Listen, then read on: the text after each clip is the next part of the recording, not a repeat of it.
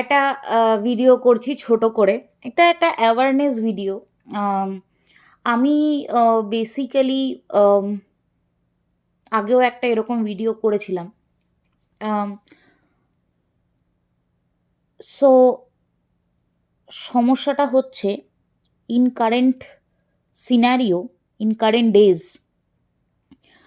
প্রচুর মানুষ, প্রচুর মহিলারা ৩-৪টে ক্যান্সার দ্বারা আক্রান্ত হচ্ছে কন্টিনিউয়াসলি। ৩-৪টে ক্যান্সার দ্বারা আক্রান্ত হচ্ছে কন্টিনিউয়াসলি। তাদের মধ্যে most predominant is breast cancer. তারপরে যেটা আসছে সেটা হচ্ছে সার্ভাইকাল ক্যান্সার। তারপরে যেটা আসছে সেটা হচ্ছে ইউটেরাইন ক্যান্সার। তারপরে আসছে হচ্ছে ওভারিয়ান ক্যান্সার। এইবার এখানে আমি আজকের দিনে কোনো মানে কি বলবো, সায়েন্টিফিক রিজনস বা ফ্যাক্ট বা কজ আমি এখানে আলোচনা করব না, কারণ আহ, সেটার প্রয়োজনীয়তা নেই। যেটা বলতে চাইছি সেটা হচ্ছে যে আমাদের যেই ফিমেল রিপ্রোডাক্টিভ অর্গ্যানসের যেই ক্যান্সারগুলো হয় সেগুলো খুব কমন। বিশেষ করে আমি এখন দেখতে পাচ্ছি ইন্ডিয়াতেও it is occurring very frequently. একটা টাইম ছিল যখন হচ্ছে ovarian cancer and breast cancer was very predominant in the western countries, but now it has been very frequent in Mediterranean countries as well. যেরকম হচ্ছে মিডল ইস্ট, তারপরে হচ্ছে India, Bangladesh, Pakistan, Sri Lanka etcetera. আমি জানি না যে এই ভিডিওটা কতজন দেখবে, কারণ সত্যি কথা বলতে কি কখনো কখনো এরকম হয়ে যায় যে মানুষে শুধু কন্ট্রোভার্সি ভিডিওই দেখে, ঠিক আছে? তবে আমার এই ভিডিওটা যদি ১০০ জনও দেখে, তাই আমি ১০০ জনের কাছে আহ, একটা অ্যাওয়ারনেস পৌঁছে দিতে পারবো বলে আমার মনে হয়। আর সেটাই আমার কাছে একটা বিশাল আহ, পাওয়া একটা। তো প্রত্যেকটা ওয়ার্কিং উইমেন যারা রয়েছেন, আপনাদের সবারই সে প্রাইভেট হোক কি পাবলিক সার্ভিসেস হোক, আহ, আপনারা কিন্তু আপনাদের সবারই কিন্তু একটা হেলথ স্কিম থাকে অফিস থেকে, মানে কোম্পানি থেকে, বা যেখানেই আপনারা কর্মরত থাকেন না কেন সেখানে একটা হেলথ স্কিম থাকে। সেখানে রুটিন চেক আপ আপনারা প্লিজ প্লিজ প্লিজ আপনারা রুটিন চেক আপ করান। যারা হাউসওয়াইফস, যাদের হাজব্যান্ডসরা গভর্নমেন্ট চাকরিতে গভর্নমেন্ট চাকরিতে কর্মরত রয়েছেন বা প্রাইভেট ফার্মেও কর্মরত রয়েছেন, তারাও চেষ্টা করুন যে যদি হাজব্যান্ডরা গভর্নমেন্ট সার্ভিসে কর্মরত থাকে তাহলে তো কোনো সমস্যাই নেই। তাহলে আপনি স্পাউস হিসাবে আপনি সব রকম হেলথ বেনিফিটস পাবেন। তো প্লিজ একটা অ্যানুয়ালি বা 6th মান্থ পর পর 6 মান্থ ইন্টারভেলে একটা কন্টিনিউয়াস একটা চেক আপের মধ্যে থাকুন। প্রথম মানে প্রথম যে স্টেপসগুলো আপনাদের কনসিডার করা উচিত ফর ডেইলি চেক আপ, সেটা হচ্ছে একটা ব্লাড টেস্ট, ঠিক আছে? তো ব্লাড টেস্টে আরবিসি, ডাব্লিউবিসি, এরিথ্রোসাইটস, তার এরিথ্রোসাইট সেডিমেন্টেশন কাউন্টার, এইগুলো আহ, আপনাদেরকে ট্র্যাক করতে হবে, ঠিক আছে? যদি আপনারা কোনোভাবে দেখতে পারেন যে কন্টিনিউয়াস আপনাদের ডাব্লিউবিসি বেশি আসছে, ধরুন আপনারা ইন্টারভেলে চেক আপ করাচ্ছেন, ব্লাড টেস্ট করাচ্ছেন, কন্টিনিউয়াস দেখতে পাচ্ছেন যে আপনাদের ডাব্লিউবিসি বেশি আসছে, ঠিক আছে, রেঞ্জের তুলনায় বেশি আসছে, please go for elaborate টেস্টেস, please go for elaborate test, ঠিক আছে। কারণ ডাব্লিউবিসি কন্টিনিউয়াস লেভেলে বেশি থাকা মানে আপনার বডিতে কোনো রকম ইন্টারনাল ইনজুরি বা ইনফ্ল্যামেশন হচ্ছে, ঠিক আছে, আপনার শরীরের ভেতরে কোনো রকম ইন্টারনাল ইনফ্ল্যামেশন বা ইনজুরি আছে। Another thing is continuous increase in WBC is also early sign is also an early sign of cancer. It might be an early sign of cancer, ঠিক আছে। আপনারা দেখতে পারবেন তিনটে ভাগ থাকে, সেটা হচ্ছে RBC, WBC and platelets count কমে যাওয়াও কিন্তু একটা বেশ সিগনিফিক্যান্ট একটা রোল প্লে করে আমাদের শরীরে। যদি প্লেটলেট কাউন্ট কমে যাচ্ছে কি ঠিক থাকছে কি বেড়ে যাচ্ছে, সেটাও কিন্তু আমাদের শরীরে একটা সিগনিফিক্যান্ট রোল প্লে করে। আপনারা প্লিজ ট্র্যাকে রাখুন, ঠিক আছে। আমাদের মহিলাদের যত্ন আমাদের নিজেদেরকেই নিতে হবে। কারণ হচ্ছে আমরা মহিলারা, বিশেষ করে যারা হোম মেকার আছে, তারা সবার জন্য করেন। স্বামী, বাচ্চা, শ্বশুর শাশুড়ি কিন্তু নিজেদের কথা ভুলে যান।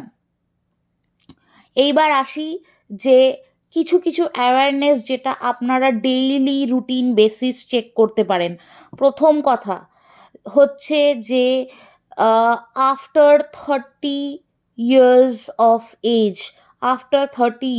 অফ এজ, প্রত্যেক দিন আপনারা যখন স্নান করতে যাচ্ছেন, check your breast, check your chest area, ঠিক আছে। শুধুমাত্র ব্রেস্ট নয়, upper portion of the chest also, lower portion of the chest also, ঠিক আছে।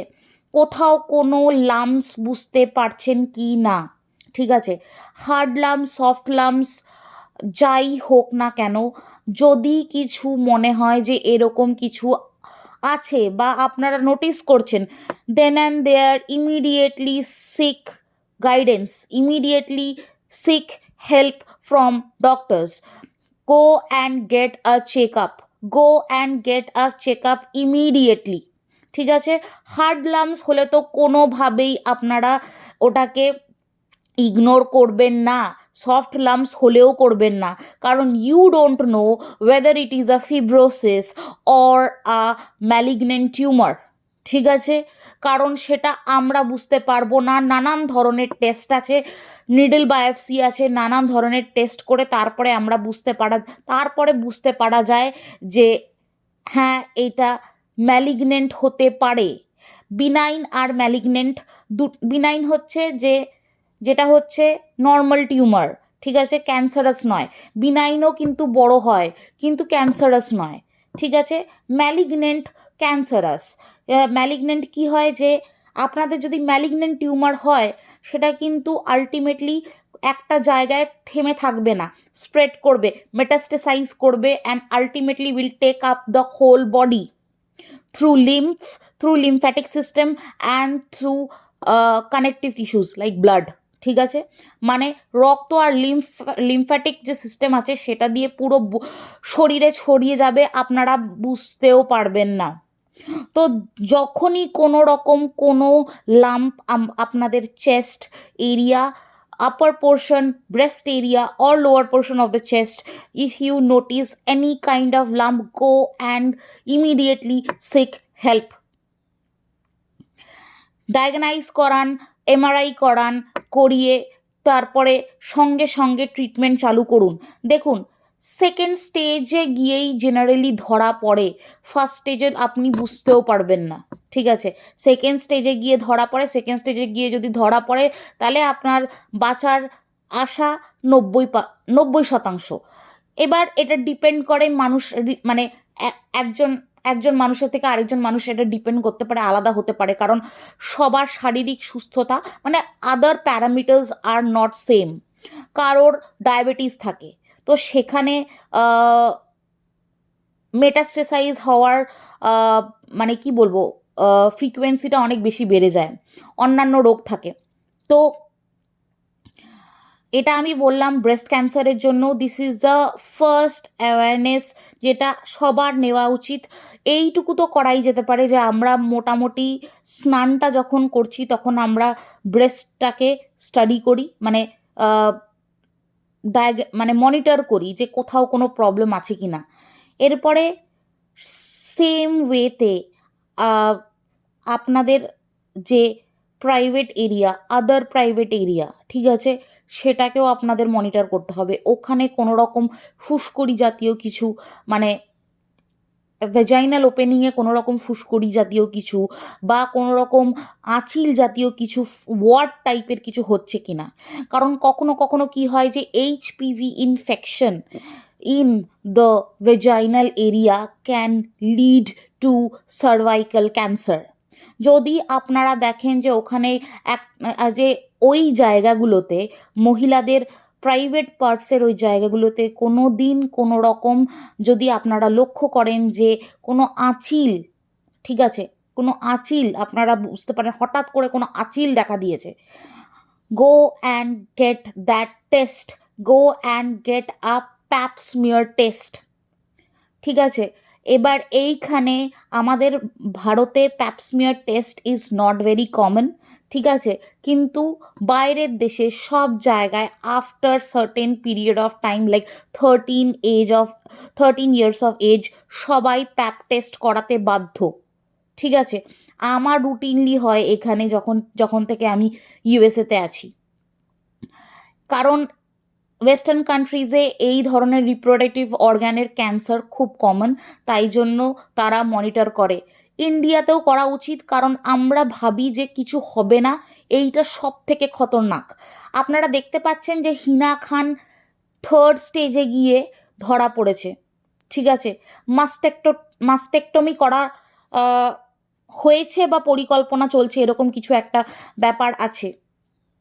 আমি নিজের জীবনে আমার খুব কাছের মানুষকে ভুক্তভোগী হতে দেখেছি।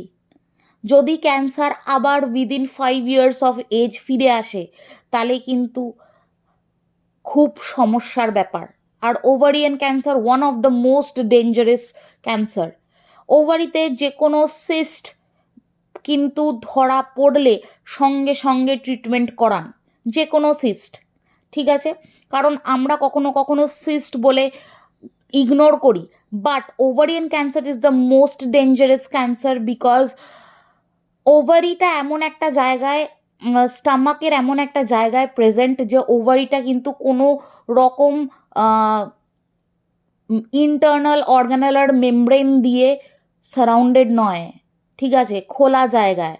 তো ছড়াতে ভীষণ সুবিধা, ক্যান্সারের ছড়াতে ভীষণ সুবিধা। ওভারির থেকে কখন কখন লিভারে পৌঁছে যাচ্ছে, কখন স্টমাকে পৌঁছে যাচ্ছে, কখন লার্জ ইন্টেস্টাইনে পৌঁছে যাচ্ছে আপনারা বুঝতে পারবেন না। প্লিজ, এটা আমার রিকোয়েস্ট, সবাই অ্যাটলিস্ট বছরে একবার করে একটা রুটিন চেক আপের মধ্যে থাকুন। যাদের কোনো রকম ওবিসিটির প্রবলেম আছে তারা 6 মান্থস অন্তর অন্তর চেক আপ করান। কারণ যারা ওবেস, যারা হচ্ছে একটু ভারী শরীর যাদের, তাদের কিন্তু তাদের কিন্তু বেশি, they are very much prone to breast cancer, uterine cancer. তাই জন্য এটা খুব দরকার। আমি নিজেও ওভারওয়েট, তো আমি মানে আমি জানি যে একটা হাই রিস্ক ফ্যাক্টর থেকে থাকে। অলদো ক্যান্সারটা অনেকটাই বেশি ইনহেরিটেড, বাট তবুও আজকালকার দিনে লাইফস্টাইল হ্যাবিট ইনফ্লুয়েন্সেস ক্যান্সার আ লট। তাই জন্য you need to take care at the utmost level. Uterus check করাটাও খুব প্রয়োজন, যেটা বেসিক্যালি হচ্ছে আল্ট্রাসনোগ্রাফি করতে থাকুন routinely after 6 months or 1 year. কারণ এন্ডোমেট্রিয়ামের যদি আপনাদের লেয়ার মোটা হতে থাকে, তাহলে কিন্তু ইউটেরাইন ক্যান্সার হওয়ার প্রবণতা বেশি হয়ে যায়।